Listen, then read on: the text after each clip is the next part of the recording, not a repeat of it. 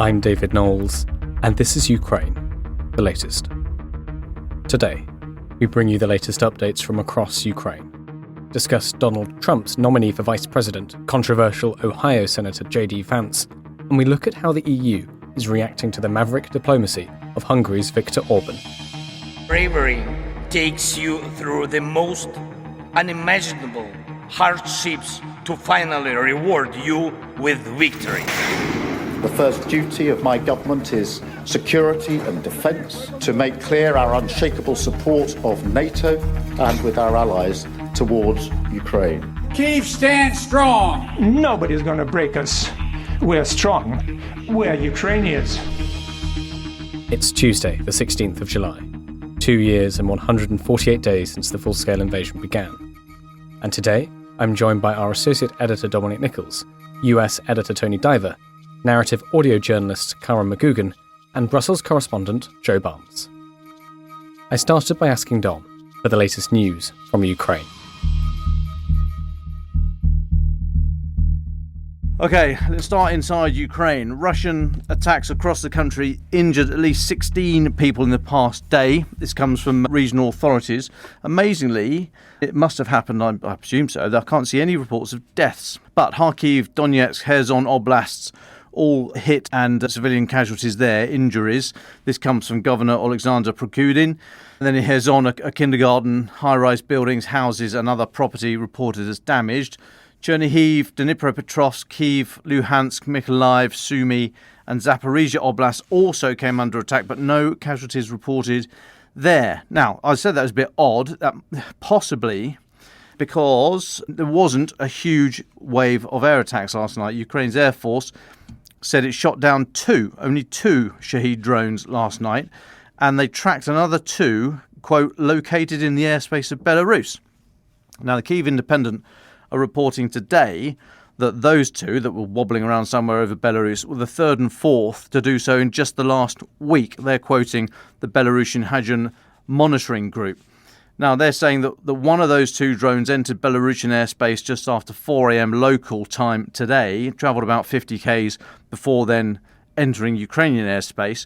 They say the other drone entered Belarusian airspace about 8:40 a.m. this morning, so daylight, and then proceeded to fly a very winding path of more than 300 kilometres, causing a Belarusian Su-30 fighter jet and Mi-24 helicopter to be scrambled to go and intercept it. That comes from Hadjian. It's not known where that drone ended up.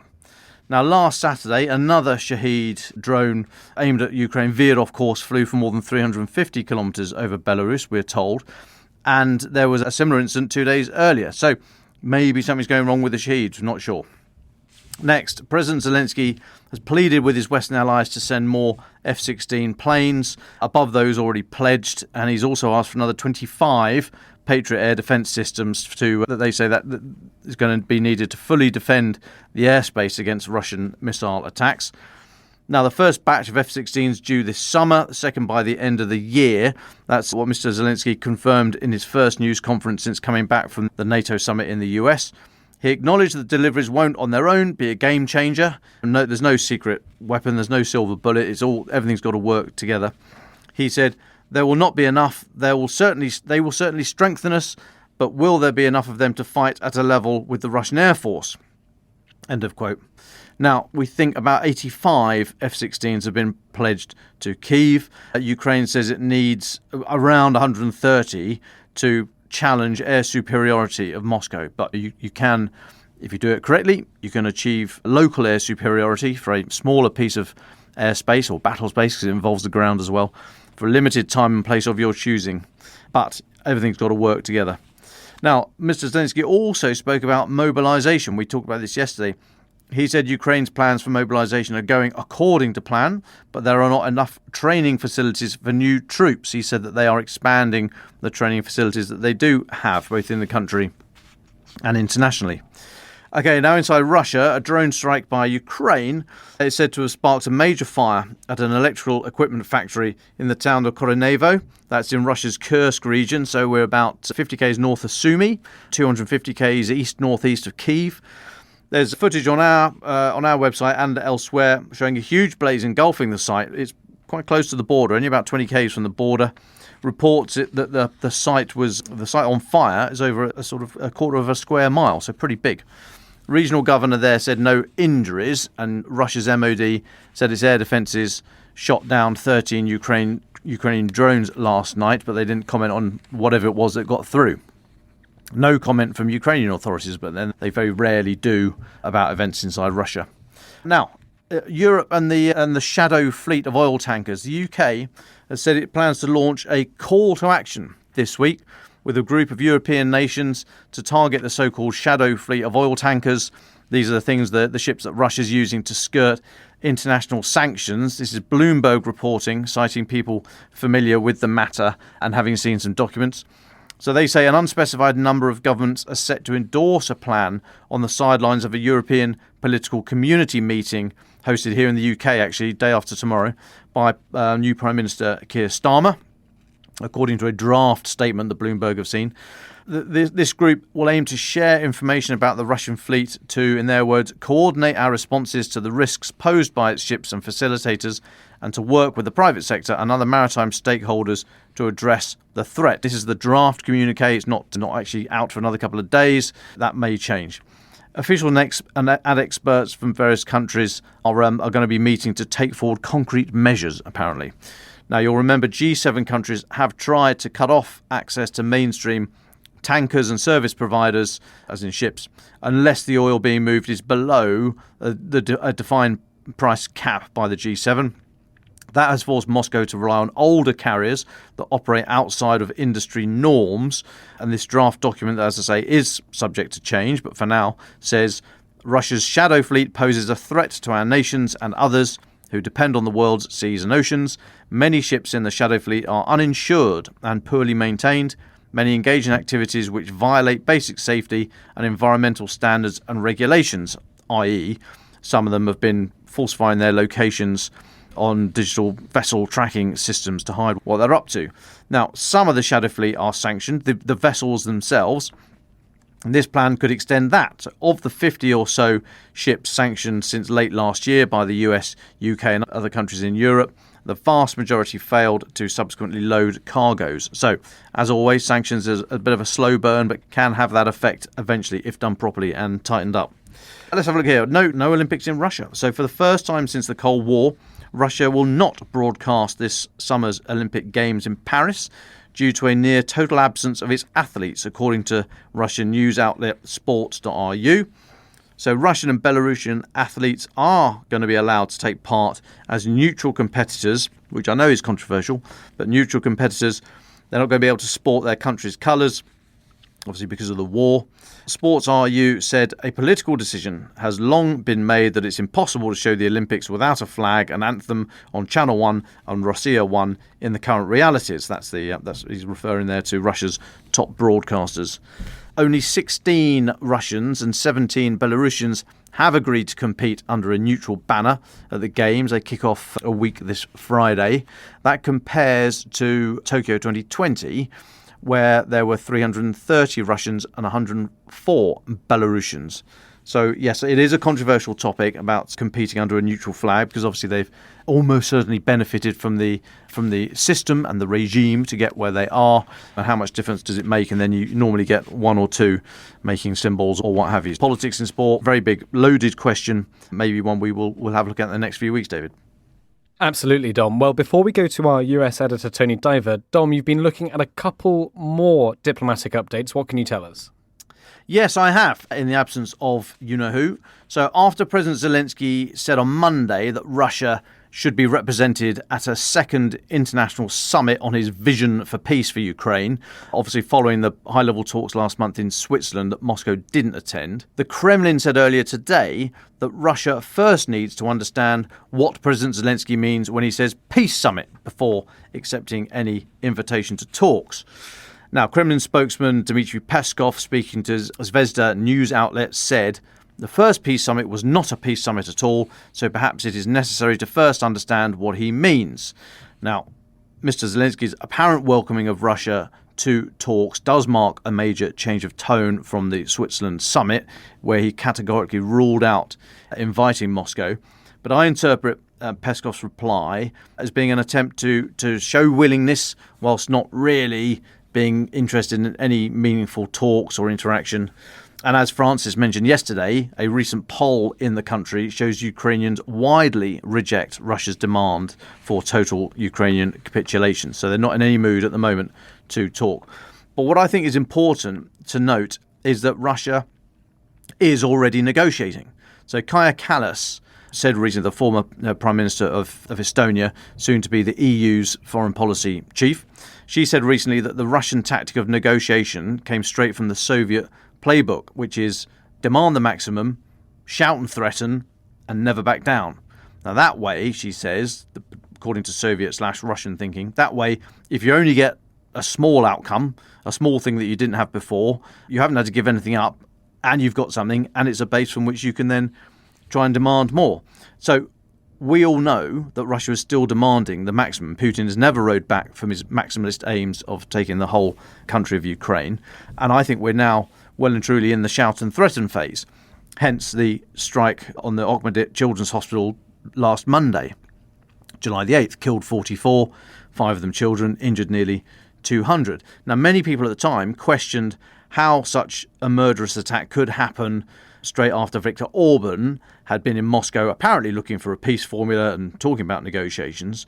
I think people who say that are looking at it the wrong way. This is Russian negotiation, and there will be, I'm afraid to say, more of it. I think more of these kind of attacks as part of the shout, threaten, and try to scare people phase. But I think we are deep into negotiation Russian style. Just a couple more on the international front, David. Kyiv Independence Day reporting a Ukrainian ministerial delegation led by Prime Minister Denis Shmyhal has arrived in Prague this morning for talks with the Czech leadership. The discussions will concern, quote, the supply of ammunition, integration into the EU and NATO, joint projects and production, infrastructure and the energy sector, Mr. Shmyhal said on Twitter. The visit comes only a few days after Czech President Petr Pavel announced Ukraine would receive 50,000 shells, artillery shells, 155 mil, under the Prague's ammunition initiative this month, with the deliveries rising to 100,000 rounds a month from September. And the last one for me, and the power grid operators of Estonia, Latvia and Lithuania have signed an agreement to decouple from the Soviet-era joint Brel power grid with Russia and Belarus by February next year. This comes from Lithuania's energy minister speaking this morning. Energy Minister Daunius Kreivys in a statement said, "We have always strongly known that, like we've become part of the European Union and NATO, so we will become part of the European power system. The 3 Baltic countries, as part of the Brel circuit, are currently having to rely on Russian operators to control frequencies and balance the grid, but aim to get off it by next February." And I'll take a little break there, David. Thank you very much, Dom. We'll come to Joe Barnes later to talk about some updates in the EU arena. But first, let's go to our US editor, Tony Diver. Tony, the big news out of the United States yesterday was that Donald Trump has appointed Ohio Senator JD Vance as his VP running mate. First of all, tell us about JD Vance. Who is he? What's his background? What should we know? Hi, David. Yeah, I'm at the Republican National Convention in Milwaukee, Wisconsin, where Trump announced that last night that JD Vance would be his running mate, and who he was going to choose has been a subject of long speculation in the press and even in Trump's own circles. They've been putting out that he hadn't even decided who it was going to be up until yesterday morning. So, yeah, it's a pretty significant move from him, and there is a lot to delve into. Vance is a senator from Ohio. He's a Republican senator. He's been in Congress since 2016. Before that, he worked in business, and he's also a former US Marine. He worked as a military journalist during the Iraq War in the US Marine Corps, and now he's obviously in Congress. So he is an interesting figure, especially with regard to his position on Trump. He's previously been a huge critic of Donald Trump during the 2016 election and during Trump's first term. He was a huge skeptic of the kind of MAGA move that the Republican Party has taken, but the two of them reconciled in 2022, and he's since become one of Trump's biggest supporters and is viewed by some as the kind of heir to the MAGA movement when the time comes for Trump to move on, perhaps at the end of a second term or perhaps after this election coming up in November. So there was a lot of speculation about how exactly all of this would play out and who it would be, but we now have an answer, and we can start looking at some of Vance's policy positions. Now, of course, for our listeners and for this podcast, his position on the war in Ukraine is very interesting, and he has been one of the loudest voices in Congress who has been opposing US support for Ukraine for a variety of reasons, most of which actually are very well developed, and we can get into some of them. But he is among those people who say, actually, the US support for Ukraine is not the way to bring an end to this war, and he is supportive of some kind of negotiated diplomatic solution to this, involving the US brokering some kind of deal between Ukraine and Russia. And he wrote an essay in the New York Times back in April in which he set out at length why exactly he thought that was the case. And if I can briefly summarize his argument, his position was that the US sending these weapons is not a long-term viable solution, that the US doesn't have the kind of domestic weapons manufacturing capability to be able to send enough weapons for Ukraine to win the war. He says that it is a fiction that Ukraine can actually win and push Russia back beyond its territorial borders, that the US should get around the table and talk to Russia in order to try and help broker something. He says fundamentally that this is a very long war of attrition, and that while US support might be able to keep Ukraine in the fight in the short term, there's no long-term strategic objective that he can see that ends in Ukraine winning, even with the kind of might of the West behind it.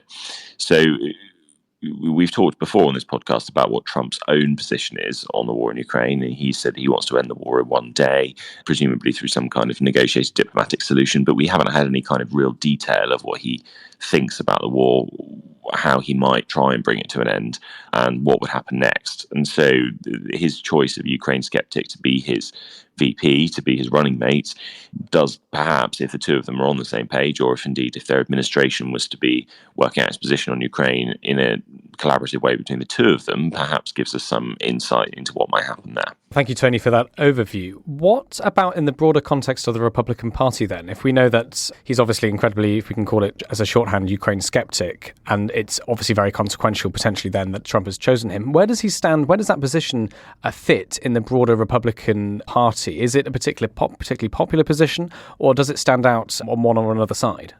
As we've talked about on this podcast before, there has been a shift towards being sceptical of US aid to Ukraine over the last year or so.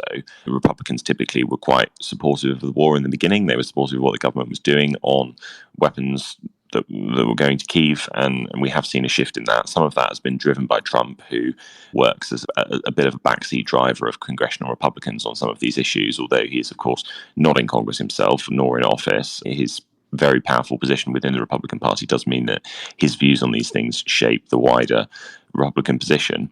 We've seen some of those positions in votes that have happened in Congress, and of course, the Congress did ultimately manage to pass the supplemental bill on Ukraine, which managed to fund billions more of US support after a holdup of about 6 months. But there is a significant minority, if not majority, of Republicans in Congress who are critical of US support.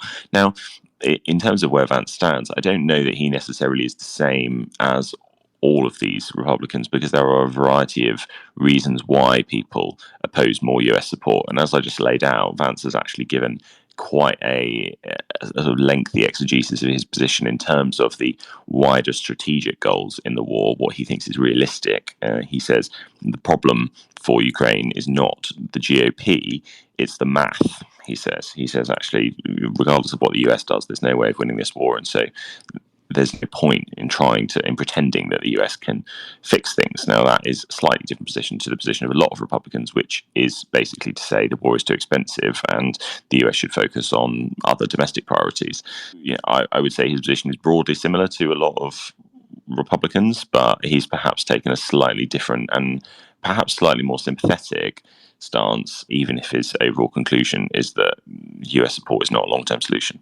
Thank you very much, Tony. One more question from me, then I know Dom has a question before we go to Cara. Tony, for those of us outside the US, could you give us a sense of how much power somebody like Vance in the VP position will actually have if he did become vice president? Would he ever be in a position to put any of these plans or ideas into effect? What is the relationship between his views and any executive power he may have in the future?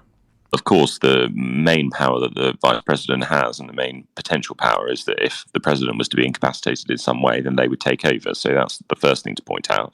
The second thing is to say, of course, it's the presidential office which really holds all the power in the US system. But we might assume that Vance would have influence in the way that some of these policies were decided. We know that in some administrations, vice presidents are slightly marginalized and that all of the decision making is done in the Oval Office. In other administrations, it's a slightly more collaborative process where the VP gets a say in what policy positions the US should take. Now, of course, the vast majority of diplomacy of meetings and international summits is done by the president himself, although they are able to send the vice president as a kind of deputy or as a representative of the US. But yeah, given what we know about the way that Donald Trump governs, he does prefer a kind of centralized approach where he's the one who makes these overall decisions. I think the way he's played this VP announcement is perhaps an indication of the way that he thinks about these kind of decisions, which is he basically does all the thinking himself and then tells everyone else what's going on at the end rather than holding open court. So, yeah, this is not the case that Vance is going to have direct control of these policy issues, but I think we can perhaps interpret that he takes a similar view to Trump on some of these issues on Ukraine. We might expect that he would have some input in the dialogue within the White House under a second Trump administration if they do indeed win in November. Hello, Tony. Dom here. Great to chat. I'm interested in your view, if you could take the temperature, please, of the US. I note that today you write in the paper and obviously online that Donald Trump is now urging his supporters to dial down the rhetoric and bring Americans together. Then also in today's paper, and you'll be able to find it online, Charles Moore, one of the former editors here, he asks, would it really be sensible or even possible to banish sort of colourful words from the political lexicon? And if I could just quote a little bit from Charles, he said, "It seems to me that the word fight, for instance, is absolutely intrinsic to politics in a democracy, especially ours, which is based on an adversarial system." He quotes Mrs. Thatcher as saying, "I fight on, I fight to win." And Charles says there is a good argument for saying that such images of war, far from encouraging the real thing, provide useful substitutes for it in the way that a football match is much better than a gang punch-up. You might need to explain to our US friends what a football match is. Anyway, Charles says, "It seems to me that images of violence are only truly dangerous when they are very explicit and or very personally directed." So that's Charles Moore writing in today's paper. So, Tony, do you think in the wake of the assassination attempt that there's a need and a desire in US politics to go full cold turkey on the adversarial language, or will it be business as usual, attack ads, personal slurs and what have you in a month's time, for example? Or is there room in the US for lively and colourful language to add safely to the democratic debate in the way Charles Moore suggests? I think it's a really interesting argument, and it's clear that what happened on Saturday has changed the debate here. Trump's position has always been that this kind of language is a way of motivating your supporters, but is not necessarily a dangerous thing to do. I think the assassination attempt has shocked people here, and we have seen a very quick reversal of Trump's position on this. And just for those listeners who aren't following it hugely closely, Trump has obviously always been someone who has used very colourful language when he's talking about his opponents. He talks about fighting. He talks about a battle for the soul of America. He talks about him being a potential saviour. What we've seen since Saturday is for him to publicly call for unity, to say that America needs to come together, to talk in actually very faith-based terms. And he thanked God for his survival on Saturday, but he also said that this election is about a battle against wickedness. It's about prevailing over evil. So he's taken us almost biblical approach in his pronouncement. In terms of the question of whether the US rhetoric really can be dialed down, of course we'll have to see. We have now both sides saying that they think that attacks should end, and actually the Biden campaign has suspended a lot of the TV ads that it had that were running about Trump, ads that called him a dictator and said that he wanted to govern in a kind of authoritarian way after the election. Actually, there's been a lot of pushback to that from Republicans who say that it was the Biden campaign portraying Trump as an authoritarian, which has led to this kind of attack. I'm not sure there's really any evidence for that at the moment, given that we don't know about the motive of the shooter. The FBI is still investigating that, and it's probably not helpful for us to speculate on why exactly the attack might have happened. But certainly prominent Republicans, and including JD Vance, actually, since we're discussing him, have come out and said that it's actually the Biden campaign and President Biden himself who are responsible for causing this kind of instability and causing the kind of feeling that would lead people to try and carry out an attack like this. Look, we are in the middle of an election campaign. It was less than 4 months to go now until America decides who the next president is going to be. I don't think it's realistic to expect that for that time, all we're going to have is candidates on both sides calling for unity and no one making, reasoned and passionate arguments for their own side. So I think probably what happens now is we go through a period where there is a reduction in this kind of language and this kind of political rhetoric. We go through the Republican convention, which is happening this week. We've got the Democratic convention is happening next month. And I think we probably will see a return to this kind of adversarial politics. And as Charles Moore points out, it's not necessarily a bad thing, especially if you're making passionate arguments about your opponent's policy ideas. And of course, that's completely necessary in a democracy when people are working out who they want to vote for. So I think we may see a reduction in some of the most extreme personal attacks that have happened on both sides during this campaign.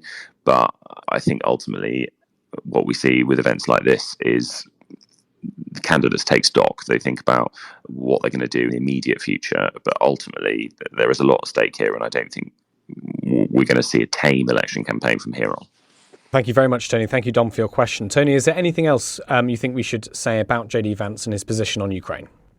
No, I would only note, David, that since he was nominated as the VP yesterday, there has a new video has emerged of something that he said at NatCon, the National Conservative Conference in DC last week, in which he said that he thought Britain was going to become an Islamist country under the new Labour government. He said that Britain would be the first Islamist nuclear power, and that is causing some consternation back in London, I hear, where people are looking at that and thinking perhaps the US may not be as strong an ally to the UK if the UK was under a Labour government, if the Trump-Vance ticket was to get into the White House. I don't know what the truth of that is. It's clearly a very strongly worded thing to say, and perhaps others have got thoughts on what it might mean diplomatically. But it's one, we've got a story running on the Telegraph website about it at the moment, so if people would like to go and read that, then that would be a good idea, I would say. Thank you so much, Tony, for joining us. Let's now go to our colleague, Cara McGoogan, host of the award-winning Bed of Lies podcast series on The Telegraph. Cara, we want to talk to you a little bit because you've spent some time reporting on JD Vance in Ohio. Can you take us back 2 years ago, tell us what you were doing in the US and why you were there? Yes, thank you, David. Nice to come on for the first time. So a couple of years ago, I was in the US doing the Stern Bryan Fellowship at the Washington Post, and I was on the midterm campaign trail, and I spent quite a lot of time in Ohio. I was back and forth, and both trips I was covering the Senate race when JD Vance won. The first story I did, though, my first piece of the Washington Post, was actually about Ukrainian voters in Ohio, because this was a community who, for the first time ever, was saying that they would turn against the Republicans. They had voted from Reagan through to Trump. They had voted Republican, but they were grappling with the issue that Vance had come out and said he didn't care what happened in Ukraine. He had then rode back and said he wanted the Ukrainians to be successful, but he said he would turn off the money spigot, all those things that we've heard Tony just talking about now. But it was a really personal issue that people were grappling with in Ohio for that Senate race 2 years ago. And what did you make of him as a person and as a politician? You got quite close. Yes, so he's clearly quite a slick man, very well turned out, very confident, a good speaker. But he wasn't necessarily someone that was willing to go out and speak to anyone.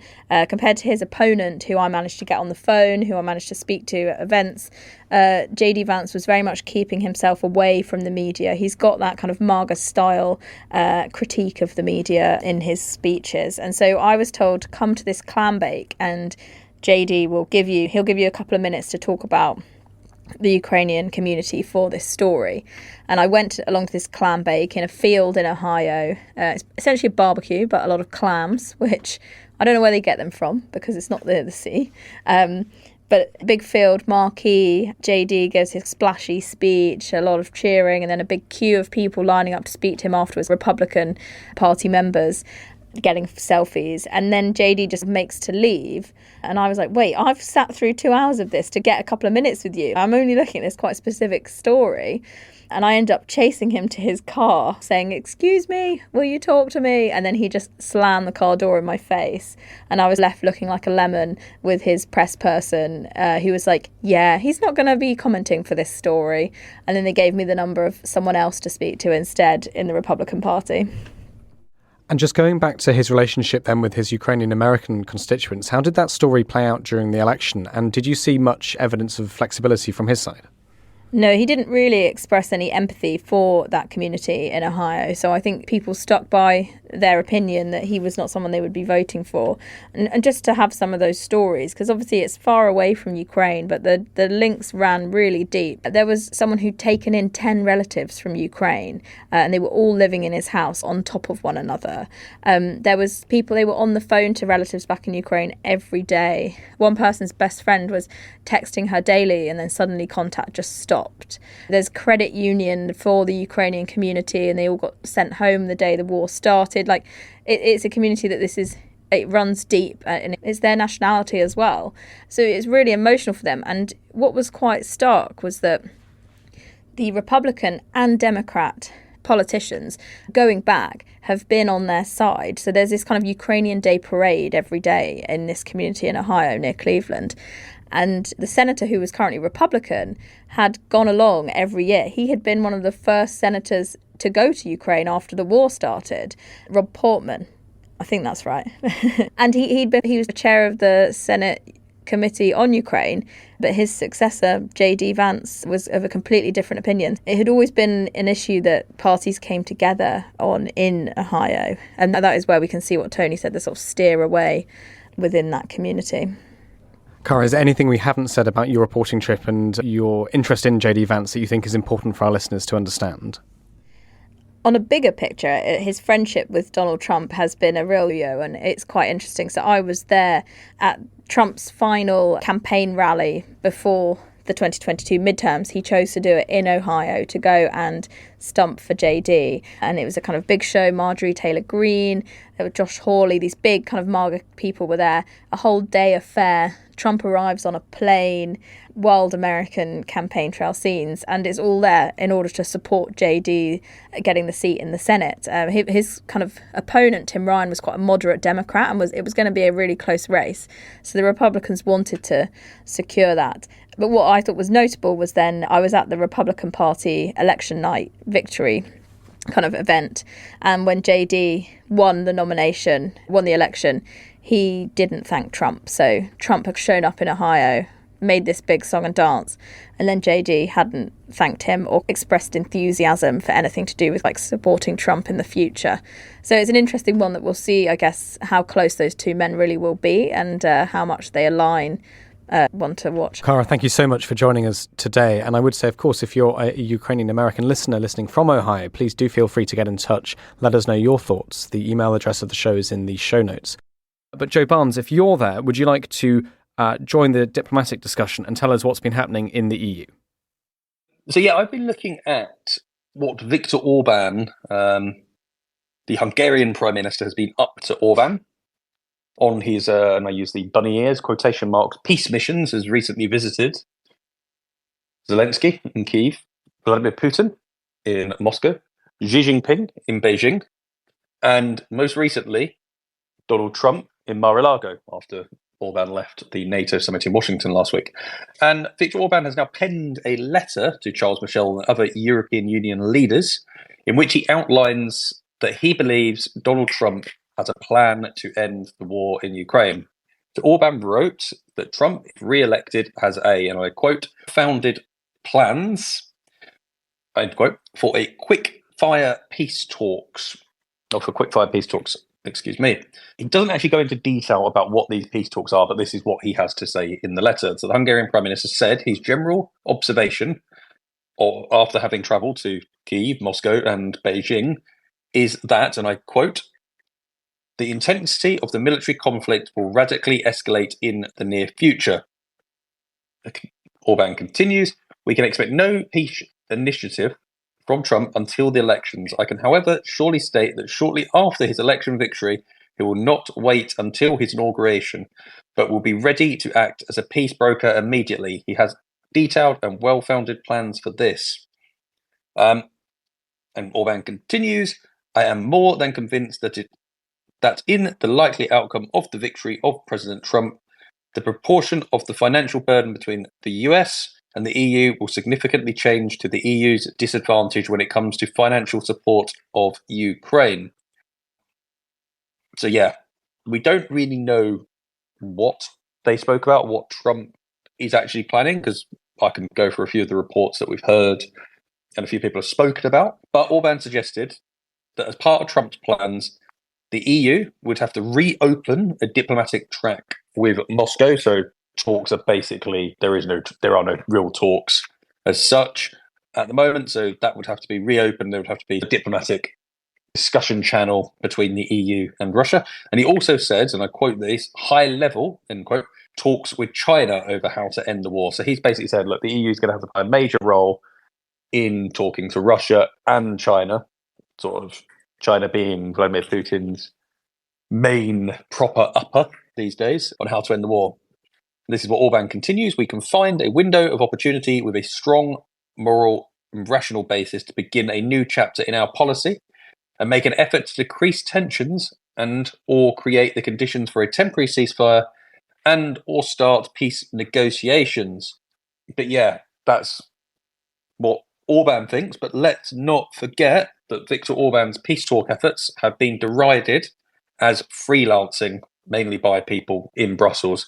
And they believe that Orban is speaking to these people, to Putin, to Trump, to Xi Jinping, while claiming that he has the authority of Brussels, of the rest of the EU, to carry out these talks because Hungary is currently in the seat of the EU's 6-month rotating presidency, where it basically sets the agenda for various meetings in the EU. So yeah, what is the EU doing to counter this? Because while it's all well and good, Viktor Orban going off and doing his thing, we know Viktor Orban as a man who is seen by many as Putin's closest ally in the EU, in NATO. He has, while never blocking outright, has delayed the implementation of sanctions, has watered down sanctions, has blocked and delayed military aid cash from the EU to Ukraine. So yeah, he is definitely seen as a bit of a pariah when it comes to the pro-EU, anti-Russian politicians that work in Brussels. So the first proper backlash, and this is a really interesting one. So the Commission last night came out and said it would not be sending European commissioners to presidency events in Hungary.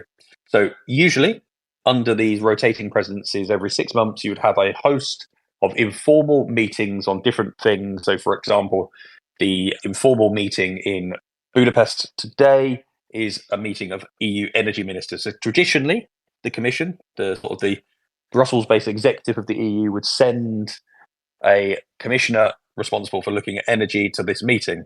But instead, the Commission has informed everyone that it will only send senior civil servants instead of being politically represented at these meetings. What else is going on in the pro-EU, anti-Russian circles that I talk about in Brussels? A group of 63 European Parliament politicians, known as MEPs, has basically requested that the EU withdraw Hungary's voting rights from the bloc. And that is in a response to these talks that Viktor Orban has been having in Moscow, Beijing with Trump. So basically, these politicians, these lawmakers, MEPs, what we're going to call them, is saying that Mr. Orban is deliberately implying that he is working on behalf of the entire EU, despite not having the authority for this. The European Council's legal service has also been looking into this, and they believe that, Viktor Orban is in breach of EU rules and laws if he is found to be, as most believe, claiming that he is negotiating with these people in Moscow, in Beijing, on behalf of the EU.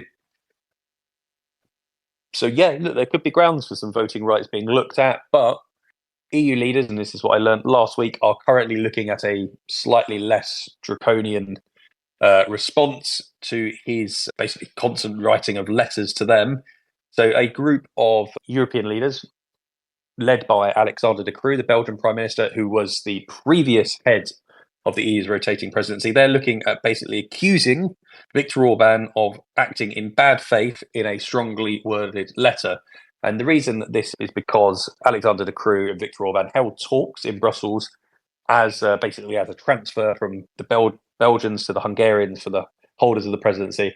And basically Orban told Alexander De Croo, and I've been told this is basically relatively verbatim by one of De Croo's people, that basically Orban promised De Croo that he was going to carry on the good work of the Belgians, which mostly supported Ukraine. You look at the things that happened under it. Ukraine was handed the right to start official membership talks with the EU and that stuff, and lots of military aid, etc. And he said, look, I'm not going to do anything to undermine your good work, Alexander. You can trust on me. And then the next day, without telling anyone, he flies to Moscow, flies to Beijing, and holds these talks. So yeah, the strongly worded letter will basically decry the actions of not Vladimir Putin, of Viktor Orban, but wait and see until something more draconian comes later. And I'll stop there, guys. Thank you. Coming up, we hear Dom, Joe and Cara's final thoughts.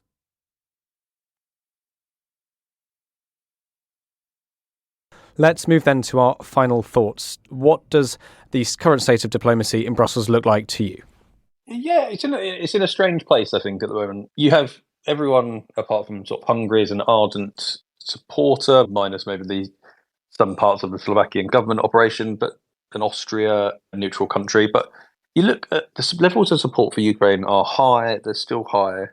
But I do think there is some sort of pondering over how this all plays out. Speaking to Europeans after the NATO summit, they were worried about Joe Biden sort of slip-ups. They were worried about the prospect of Donald Trump and the unpredictability that he brings to office. So yeah, Brussels is in a strange place when it comes to Ukraine at the moment. They're trying their best to support on a day-to-day basis. They're still trying to get large chunks of money through in terms of weapons packages for Ukraine. But there's also the flux of Ursula von der Leyen, the sort of post-European elections period. Ursula von der Leyen is to be confirmed, we believe, on Thursday when the European Parliament votes on whether she is allowed a second term in office. We expect that to pass narrowly, but she's still scrambling around for votes. And until that point, she can't really do a lot. But the other observation I've seen is, and this is much more of an American one, it seems to be the idea for getting Zelensky and Putin to the negotiating table from sort of Donald Trump's eyes is that you basically have two messages. You say to the Ukrainians, we're going to cut off money to you unless you go to the negotiating table. And then they say to Putin that, look, if you don't come to the negotiating table and negotiate in good faith, we're going to give the Ukrainians enough to beat you. And that seems to be the message that's building in momentum as it stands. Yeah, a few things to watch out for. I'll be travelling back to Blighty tomorrow because I'm going to be in Blenheim Palace for the European Political Community Summit. So I will be able to dial in and give you an update on what's being said about Ukraine later this week. But yeah, thanks, folks. Oh, well, Joe, if you're in the office, it'd be great to see you. And welcome back to the UK. Thank you so much, Joe Barnes. Dom Nicholls, do you want to go next? Yeah, thanks, David. So I'm trying to work out what JD Vance is there for. So the Vice President, as I understand it, is normally there to deliver something, to deliver to the presidential candidate a constituency or a voters in a geographic area of the US. And so he doesn't actually differ massively at the moment. He's from Trump at the moment. He's in a pretty red state. And certainly the born-again Vance is a full-on MAGA supporter. So I don't really see what he's offering. But I do note that he's been quite vocal about saying that the Indo-Pacific region, China, basically, is the thing that America really needs to look at for the next 20 or 30 years. And so I just wonder if Donald Trump has picked him as the kind of lightning rod for all the issues around America's place in the world in the next 20 or 30 years. So the issues of how much America should involve itself in the world, how much it can benefit by engaging both financially as well as through allies, diplomacy, etc., and whether or not through the lens of Ukraine, he's using JD Vance to test some of these arguments to build a policy position, a foreign policy position for that which he may or may not use in the future about greater US involvement in the Indo-Pacific region and a rising China. I'm just trying to think about that. Any thoughts from our wonderful listeners on the other side of the pond? please dial me in if I'm anywhere near that. But what are your thoughts? What's he there to deliver? Thank you very much, Joe and Dom. Cara McGoogan, would you like the very final thoughts for today? This feels a bit cruel to put me on last in my first ever experience. He does that. He is cruel. Well, thank you for having me on. I think should see the other guy. It'll be interesting to watch how kind of JD steps into this role, what his relationship with Trump looks like going forward. He's very young, so this is probably the start of quite a long career in American politics. But that said, a lot of people that hitch their horse to Trump's wagon end up falling by the wayside. Ukraine the Latest is an original podcast from The Telegraph. To stay on top of all of our Ukraine news, analysis and dispatches from the ground, subscribe to The Telegraph. You can get your first 3 months for just £1 at www.telegraph.co.uk/Ukraine the Latest. Or sign up to Dispatches, our world affairs newsletter which brings stories from our award-winning foreign correspondents straight to your inbox. We also have a Ukraine live blog on our website, where you can follow updates as they come in throughout the day, including insights from regular contributors to this podcast. You can listen to this conversation live at 1 p.m. London time each weekday on Twitter Spaces. Follow The Telegraph on Twitter so you don't miss it. To our listeners on YouTube, please note that due to issues beyond our control, there is sometimes a delay between broadcast and upload. So if you want to hear Ukraine the Latest as soon as it is released, do refer to the podcast apps. If you appreciated this podcast, please consider following Ukraine the Latest on your preferred podcast app. And, if you have a moment, leave a review, as it helps others find the show. You can also get in touch directly to ask questions or give comments by emailing ukrainepod@telegraph.co.uk. We do read every message. And you can contact us directly on Twitter. You can find our Twitter handles in the description for this episode. As ever, we are especially interested to hear where you are listening from around the world. Ukraine the Latest was produced by Giles Gear, and the executive producers are David Knowles and Louisa Wells.